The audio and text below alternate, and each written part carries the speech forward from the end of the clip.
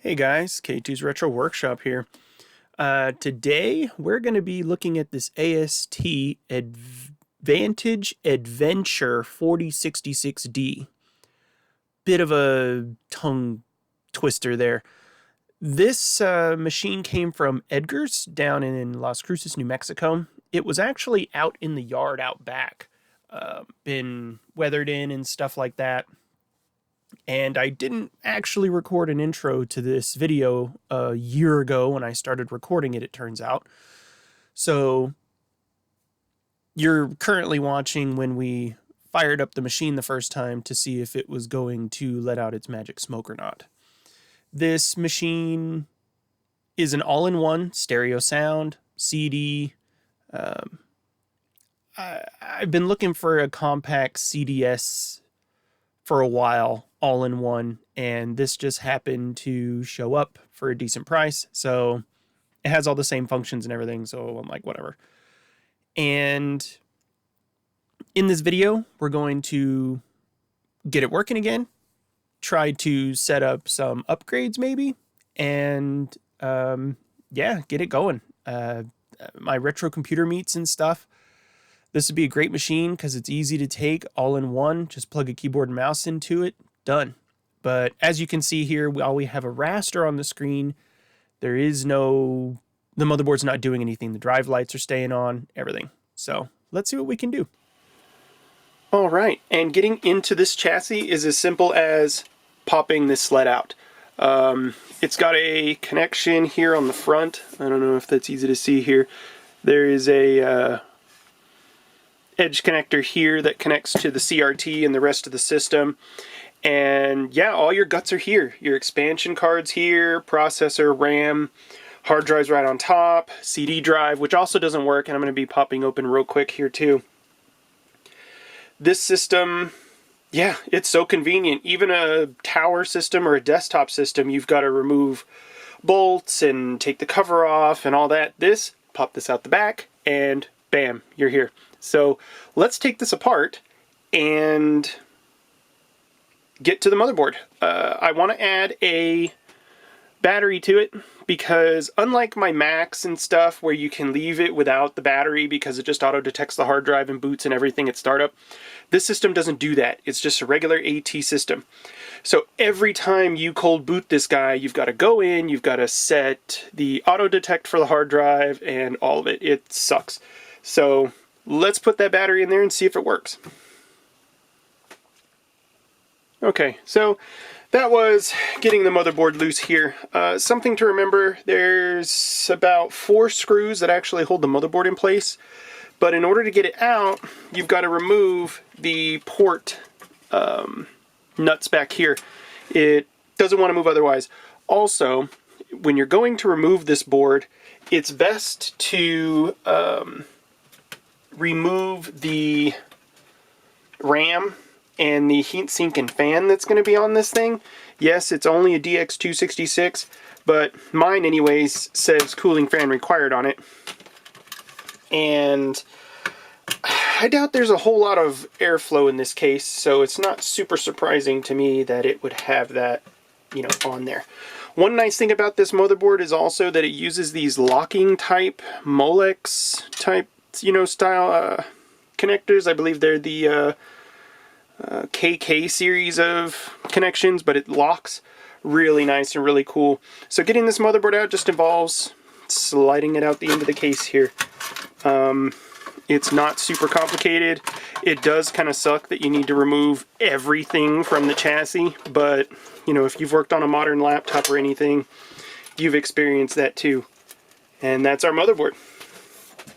So let's put this chassis to the side here. And yeah, we've got a Cyrix DX266. This area in here is where the battery damage was. I don't know if it's easy to see or not. I can try zooming in on it here. But this battery spot here, it leaked out over here and got these jumpers and stuff too. So in order to fix this board before and actually get it running, I had to clean it, give it a vinegar bath, scrub it really good, and then I had to reflow some solder connections. The board fired right up after that. I was actually very impressed with it. Over here we've got our video card section, onboard RAM.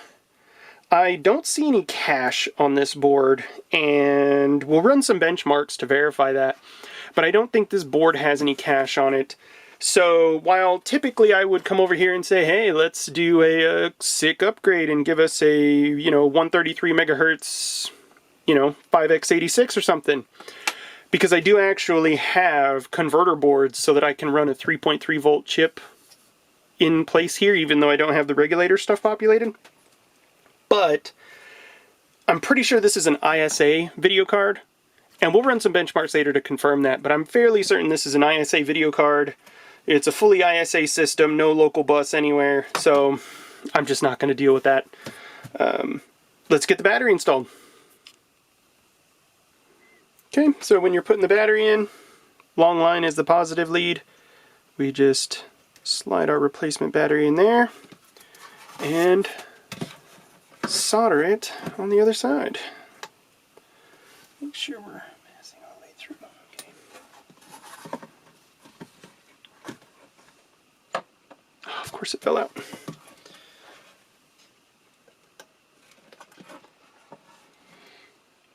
Whatever. Okay.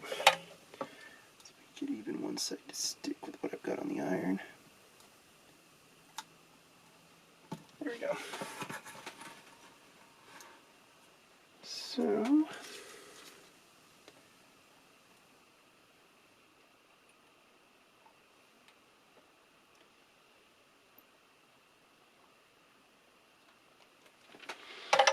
okay.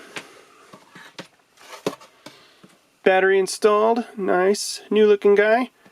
Now let's take a little closer look at what actually corroded in here. It looked like it leaked down here. Got all of these components. There's still a little bit of corrosion and stuff around these passives, but the acid's been neutralized, or the base anyway, has been neutralized by the acetic acid, so there's not really much for us to worry about as far as the board having trouble. And everything did seem to operate right. I've even gotten a parallel zip drive working on here. Alright, that's everything we're doing here. Like I said, off camera, I had covered most of the repair stuff on this, so let's reassemble it now. Well, the decision was made for me. The hard drive that I've evidently misplaced around here somewhere. Anyway, it died, so it won't initialize and stuff. So I'm gonna go with this CF to IDE adapter. I've got a little 2 gigabyte compact flash drive here and an adapter. Without using the drive up here, there should be plenty of length on my cable to go out the back here. So let me route some cables and get this installed. Alright, this bad boy works just fine. It took some hard drive swapping. Like I said, the hard drive died. I made 2 card images. We've got a Win95 card image here, and then I've got another one that's in it right now that runs Windows 3.1 and DOS 6.22. I know this system works reliably. We had a retro computer meet here in Albuquerque, and it's just a small group that gets together. And I ran this all day. It had a good 6 hours on it without an issue. But there's still a couple of things to kind of work out on this. So, what's the plan for it? What do I want to do with it, I already have a 486. Well, I want to make this into kind of a multimedia PC for a 486 time. This is the kind of thing that somebody might have had at their home. It's no compact CDS, but I can still upgrade it and kind of treat it as one as far as a multimedia PC goes. I mean, we've got built-in sound, CD, everything. So the reason I'm running this benchmark, or I ran this benchmark earlier, I should say, is because I wasn't sure if this had a local bus Cirrus Logic video card or if it was an ISA based one. And So in order to figure that out, I had previously run a video comparing a DX266 to a Pentium Overdrive. That system has a local bus video card. If this system runs a lot slower than that one, then we wind up knowing that it's an ISA card, or if it's similar, then we have a local bus video card, which I doubted. So ran this benchmark earlier and got 19.86 FPS, like I need 2 decimal points on that. Compared to the previous benchmark of 28.5 in a DX266, I think we can safely say that this is an ISA video card. Now, it doesn't have a VGA feature connector, so I can't put like a capture card or anything in it, which I did end up with a couple of them, and that's going to make for a fun video coming up soon. But, yeah, I'm still going to work on making it a multimedia PC. Well, part of making it a multimedia PC is going to be making sure that it runs Windows 95 and stuff like it should. Keen eyes have probably been looking at this little square down here. Yeah, we have a 5x86, 133 megahertz AMD 486 here. I am armed with the settings for this motherboard, which don't specifically call out this processor, but I'm pretty sure if I just set it to an AMD 486 DX266 and then set the core voltage on the motherboard appropriately, I should be able to run this processor in here and significantly speed it up. We can run this benchmark again later and see just how much of a difference that makes. We'll see if we can catch up to the VL Bus video card by doing a processor swap on here. Now, it's going to make this little guy not, relevant really. Probably won't end up with a double speed CD-ROM anymore. Definitely not a 420 megabyte hard drive. And it's got, way more than 8 megs of RAM. But, whatever. We like having, a lot of us like upgrading these machines to no end. So let me go ahead and cut here and install this processor, and we'll run some more benchmarks. Look at how pretty that Cyrix is in there. Almost makes you feel bad that we're going to be replacing it with this kind of dingy looking sun-faded AMD. Well, that's okay. So, as usual, things don't go to plan. While setting millions of jumpers, which I gotta say I don't miss doing on a, normal basis anymore. While setting a million jumpers, a few of them are missing. And they are here on the motherboard. So while this motherboard supports multi-voltage CPU configurations, it's not actually populated on this board. Fret not. I have an adapter.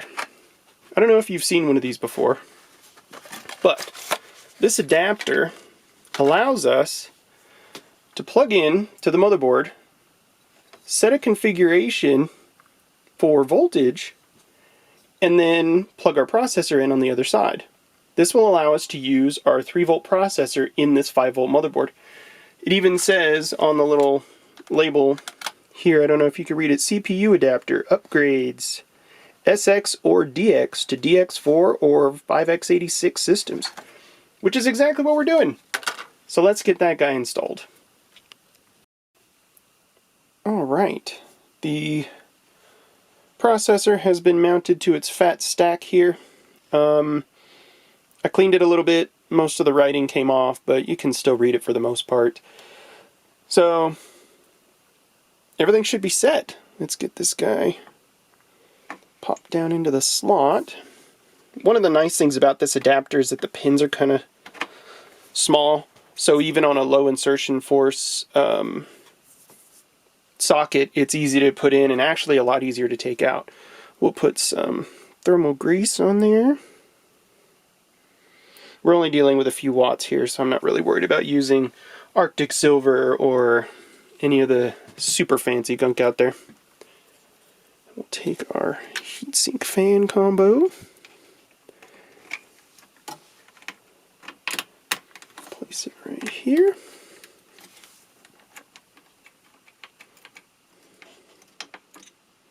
That should be good. Plug it in. And there we have it, this abomination of a processor install. So let's put all the cards back in there, slide it in the back, see what we got. Alright, this has been a very annoying couple of weeks. I cannot get anything but this factory Cyrix processor to work in this stupid motherboard. I've got the motherboard sheet here that's supposed to tell me everything. You know, it's got all the info here for where the jumpers are. We've got jumper settings, everything. None of these settings actually work. They also aren't the ones that this motherboard came with to work with this processor. It's got settings specifically for this processor on that sheet, and they don't match what's on the motherboard. It has been fun. The DX4133 from AMD, nothing. Intel 66 megahertz processor, nothing. The only thing that works in here is this Cyrix. What I have done though, and it just came in from the Czech Republic, is I ordered a Cyrix 5x86 100 GP. I'm hoping this is close enough to the 66 GP that's in here that I'll be able to slap it in there and not have to change any jumper settings and have a working upgrade. From what I've been able to tell, the 100 GP should be pretty close to the 133 from AMD, enabling me anyway to get better performance out of this machine without having to go to the AMD. So let's throw that on an adapter and see if it works. Alright, so here goes nothing. Firing up. Not seeing anything yet. That's not very promising. And we have a blank screen. Alright. Well, that didn't work either. Well, this has been a fun adventure in retro computing land. Like I just said, none of the processor upgrades I could find for this machine would work. I've tried overdrive processors, I've tried just standard processors, none of it worked. So we scratched that off the list of upgrades, which is unfortunate because I kind of wanted to do a comparison between the 486DX266 in this machine and an overdrive machine, because there's nothing really spectacular about this motherboard or anything. So it's a good showing of what your standard system would get for an upgrade. But that didn't happen. Tried to get the CD-ROM drive to work. I have like 4 of these quad speed type drives here. I think I have up to a 16X and none of them worked. I've tried troubleshooting the IDE cable and everything seems fine. The drives just don't work. So I'm going to recap some of those and see if I can get them to work. In the meantime though, I was able to get a DOS-based ISO mount software that runs SHSU CDX, and it works really well. I have it mounted here using a game that I'm going to show you on this machine because I can't type and talk at the same time. Because I really wanted to show this. You know, everybody shows Doom and stuff. I tend to like to show Heretic because that's more of my favorite game. But nobody ever shows Star Trek: A Final Unity. This game has a bunch of full motion video and different things like that going on with it. You interact with it with the mouse a lot. I used to love playing this game growing up, but admittedly I watched a playthrough of this game recently, and there's a lot more to this game than I expected there to be. So let's watch a little bit on this machine, and I'll talk a little bit more.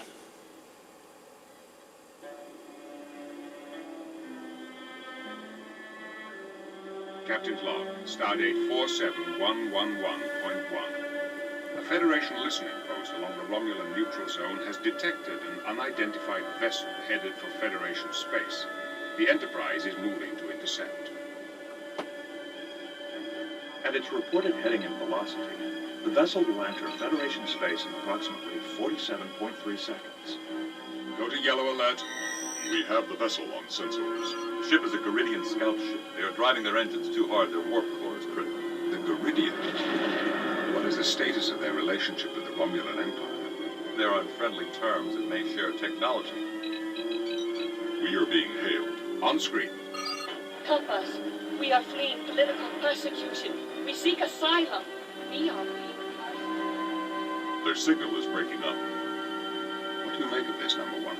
It could be a trick. The Geridians have earned a reputation as honorable warriors, Captain. They do not ordinarily resort to trickery. We are within visual range. The Geridians' warp drive is failing. They are dropping to sublight speed inside Federation space. Slow to impulse.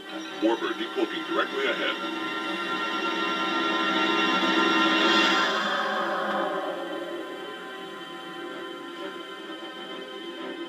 The Warbird is also Geridian. They are hailing us. This is an internal Geridian matter. Withdraw at once. You are violating Federation space. They have cut off transmission. The Warbird has locked its tractor beam onto the scout ship. Good, a red alert. Very dramatic. It goes through the whole next generation movie sequence here, and I'll let that play a little bit while I talk a little bit more about the different upgrades that I wanted to try on this thing. This guy right here I picked up not too long ago, and it is a ISA TV tuner card, capture card, and I really wanted to use this, but it requires the use of the VGA feature function on the computer, and this motherboard doesn't have one. So, as you can imagine, I had a ton of fun working on this machine and, you know, getting all these upgrades going. But, you know, that's just how it is sometimes, especially with all-in-one units. You don't always have the ability to go in and just upgrade whatever you want. There's not room for it. There's no features for it. On a 486 tower, you swap the video card out for one that does have a VGA feature connector. And it's so unusual to have a graphics card that's ISA without that feature connector that I was kind of surprised that it wasn't on this motherboard. So this is just a standard 486 machine as it is. And we'll click around in this game and stuff a little bit so you can see just how it runs. But so far, it's a pretty nice machine. It's got a lot of hours on it. It spent a lot of time in a lab, so it's got a little bit of burn-in on the screen that you can't really see when you're using it. But if you hit it with a UV light, it's very obvious that it sat there running Picoscope software. So let's get the volume up here. But this game runs very well. Well, we can talk to data. Do you have any suggestions? As long as the Warbird maintains a tractor beam on the scout ship, we cannot beam its crew aboard.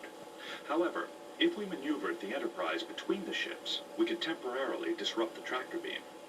We will have to drop our shields to use the transporter. And we'll have to take that risk, I guess. Make it so.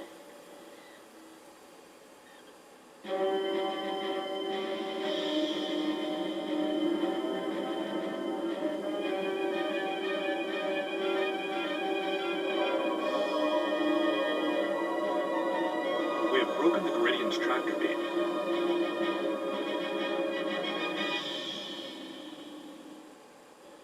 The crew of the scout ship has been beamed aboard. Captain, the Warbird is hailing us.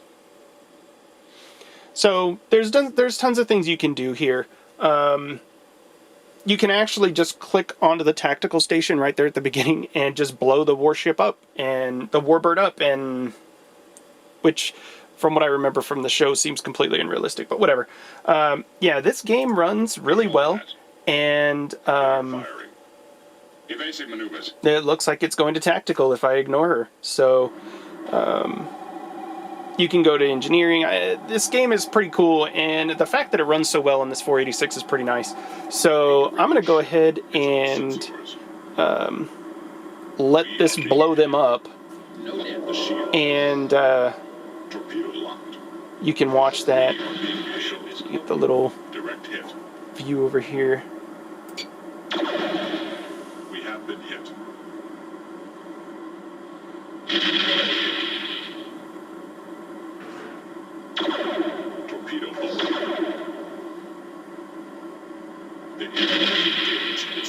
destruct You sequence. and I are not finished, Picard. I promised you that.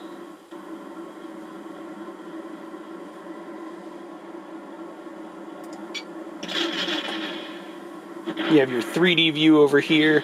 The other ship blew itself up. You know, wuss bags, you know. So, you can go to the different areas here, and they all seem to work really well. You know, this screen doesn't seem to have any issues or anything. I'm pretty happy with the way this runs. So, yeah, that's the AST.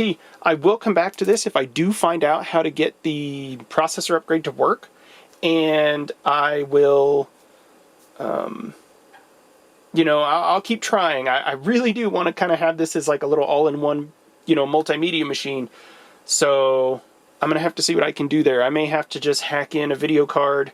There's a couple of 8-bit slots in there, so I might be able to add one of those industrial USB adapters and stuff. We'll have to see where it goes. But I hope you guys enjoyed the video, and have a great day.